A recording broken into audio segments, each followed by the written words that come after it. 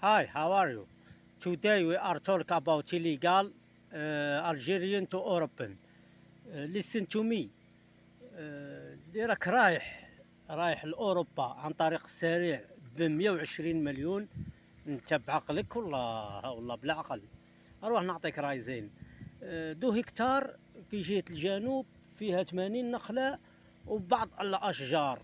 شحال دير ب 120 مليون. 120 مليون لو كان تشري ب 120 مليون هذه دو هكتار. شرط ما تشريش استفادة، اشري بشرط الفسخ باش هكذا يعطوك كارت فلاح ويعطوك تولي مريقل، تولي انت مستثمر وتروح دوموندي فيزا. صدقني خويا والله يعطوك فيزا، صدقني والله تولي ضارب عصفورين بحجره.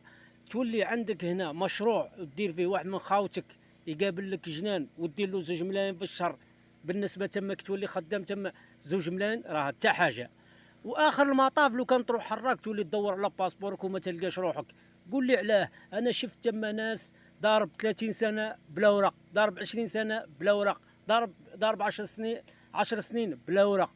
والحراقه اللي راهم تما الا حبوا يعطوك نصيحه يردوا عليا في الكومونتير يقولوا لي كاينه منها ولا ما كاش منها.